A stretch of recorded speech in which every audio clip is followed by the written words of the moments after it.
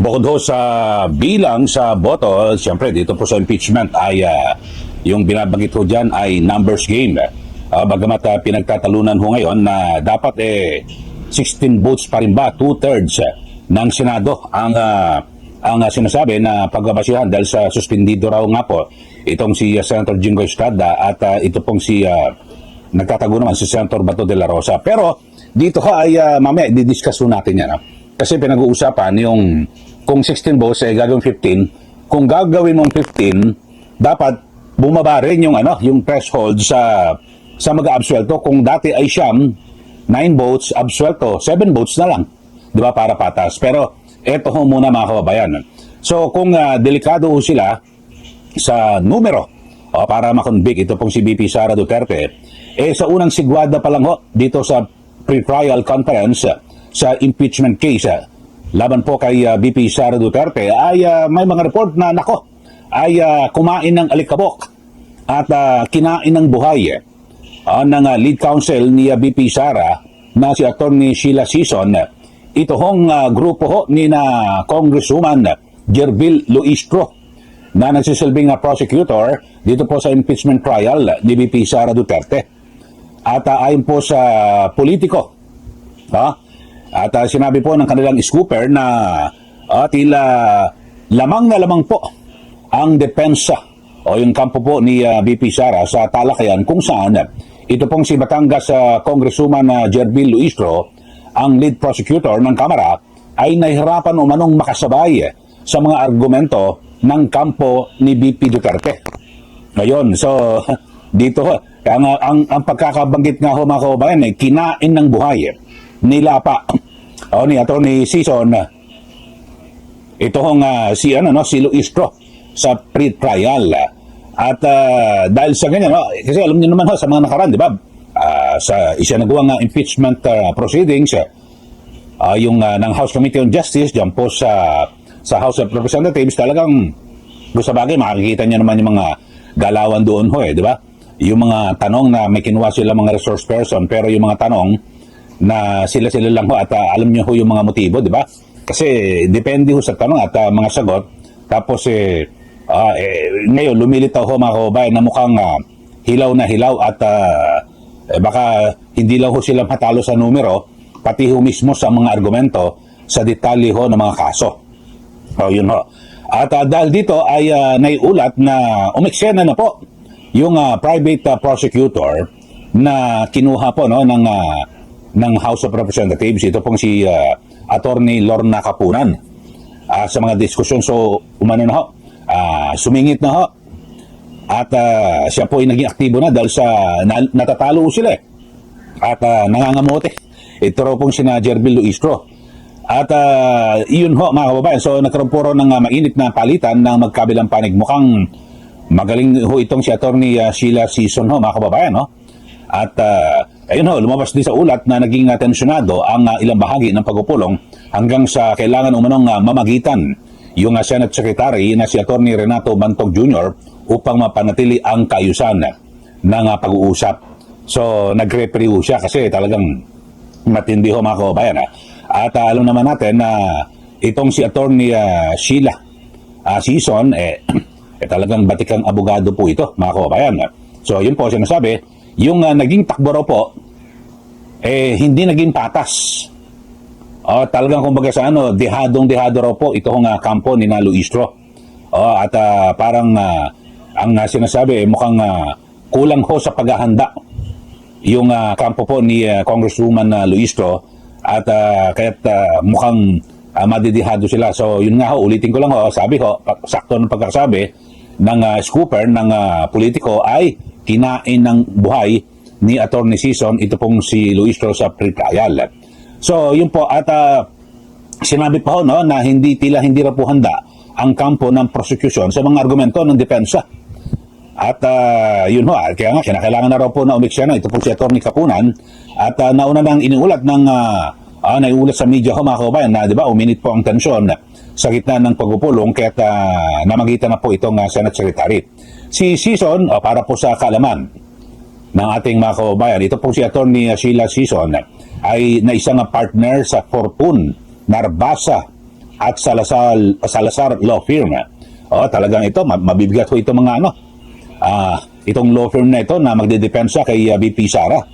Ang inuulat na tanging miyembro po ng legal team ng Vice Presidente na aktibong lumahok sa mga diskusyon sa naturang conference na isinagawa bilang paghahanda sa impeachment trial na nakatakdang magsimula sa July 6. Siguro ang ginawa ko na strategy ho nito hong Fortune Narbasa and Salazar Law Firm, yung defense team ni VP Sara Duterte, total mga nakaharap naman doon at siyempre ang pinaka-lead prosecutor ay ito pong si Congresswoman Jerbil Luistro. So babae na rin ang pinangharap, mga kababayan, kasi marami ho grupo ho ito yung defense team ni VP Sara. So sige, ang nangunguna sa prosecution ay babae. So babae rin po ang ipinantapat.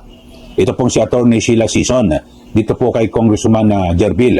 So lumitaw, mga kababayan, na siguro ay maaari kinalawang na ho o kapos po sa experience sa pagiging litigator nito pong si Congresswoman Luistro. Kaya yun ho ang nangyari.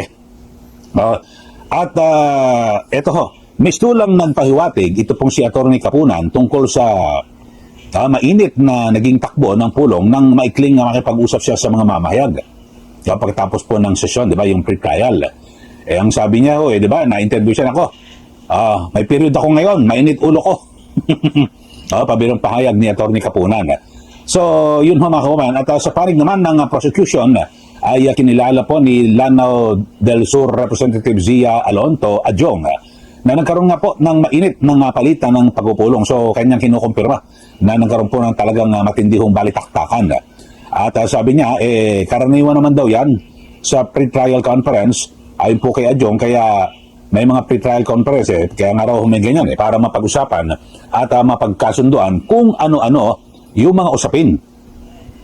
Ang maaring tanggapin, alin ang pagtatalunan ng bawat panig, at kung ano ang isasama sa mga talakayan ng impeachment court sa mismong paglilitis. At batay po sa napagkasundo ang schedule sa conference, ay inaasahang magsusumite ang magkabilang panig ho ng kani-kanilang komento hinggil sa proseso ng yung stipulation bago sumapit ang June 22, habang hindi pa naresolbang issue naman na tatalakayin ng impeachment court sa June 25. Yun ho. At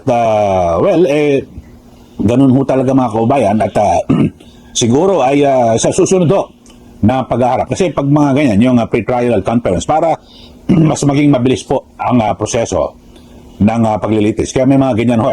Nag-uusap na yung magkabilang panig. At may mga binabanggit pa ho itong ibang mga sinasabing prosecutor o kasama po sa prosecution. Ito ho, kung kinain ng buhay, itong si Luistro. Pero meron namang binabanggit itong si Kabataan Party List Representative Rene Co, na tunuglata raw po ang isinumiting pre-trial brief ng kampo ni VP Sara Duterte para po sa kanyang impeachment. At bilang tagapagsalita, itong si Co, dyan po ng House Prosecution Team, binatikas po ni Rep. Co ang depensa ng Vice Presidente dahil sa mga sumusunod. Kulang daw po sa sustansya. At ayon po kay Rep, walang laman at puro general denial o pangkalahatang pagtatanggi lamang ang nakasaad sa dokumento.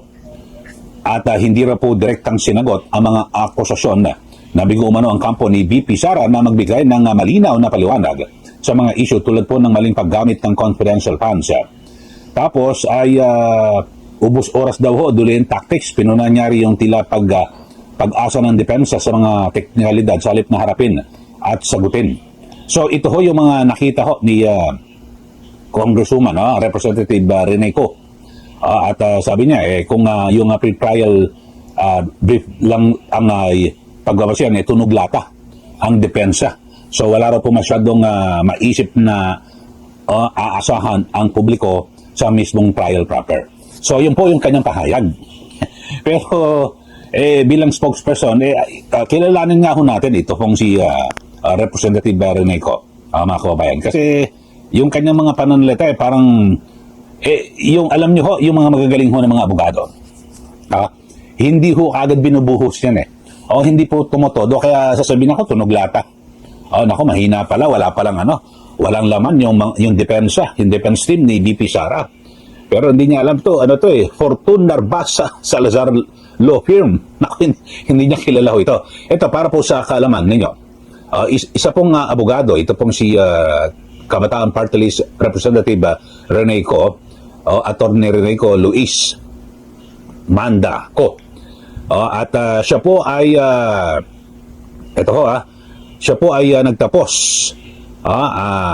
graduated cum laude with a degree in political science mula po dyan sa University of the Philippines, Diliman. At siya po ay nakakuha ng Juris Doctor from the UP College of Law. At siya po ay nakapasa sa bar noong 2023. So 2026, 3 taon pa lang ho ito na dalawang karate o magtatatlong taon pa lang ho ito na naging abogado. Itong si Rene Co, Attorney Co. Pero binabagit niya talagang kumbaga sa kung pintasan niya. Ito hong defense team ni BP Sara ay tunog lata. Paano kaya kung buweltahan naman siya? Itong si Attorney Rene Co, Kabataan Party List. Buweltahan na, Attorney Co, may naipanalo ka na bang kaso? Ano na ba ng mga naipanalo mong kaso nung ikaw ay abogado? Di ba yung mga ganun mga kababayan Pero ako sa tingin ko, talagang strategy ho yun. Ako, tagal ko na rin na nag-cover sa ganyan mga impeachment trial dito po sa ating bansa. Kaya lang, ang ganda ho ng takbo Kaya lang nahaluan lang po ng mga report na usap-usapan na nagkakabigayan. Di ba? Yung kay Chief Justice Corona, ang sinasabi, di ba? Di umano, pinagbibigyan ng 50 million pesos nabunyag na ho yan, yung bawat senador na bumoto na pondo para sa kanilang proyekto. Tapos yung kay Era Estrada naman, may nag-walkout tapos nauwi sa EDSA 2. Yun ho mga kababayan. So, hindi, pero kung talagang pagbabasihan lang ho yung mga argumento at talagang bubusisiin ng gusto yung bawat issue, talagang tama nga ho yung report na yan, yung kwento ng politiko na kinain ng buhay. Ito pong si Congresswoman Jervil Luistro. Kaya lang, spokesperson lang ho kasi itong si Attorney Rene Co Sana doon din ho siya at kumatawan din siya at bilang prosecutor para malaman niya at makaharap niya itong si Attorney Sheila Season. Di po ba? So, yun ho, kung tunog lata, ano nangyari dito sa sinasabing kinain ng buhay? Anong tunog iyon? Kayo, ang masasabi niyo? Anong tunog? Anong klaseng tunog? Na sinabi ko kinain ng buhay. Ni Attorney Sheila Season. Siya lang pinauna at kasi siyempre babae yung lead prosecutor diyan po si Congresswoman Luistro. So ang ginawa ng defense team ni BP Sara, babae rin pinaharap. Sige, para patas ang laban. Di ba? Sige, pareho kayo at magbalitaktakan.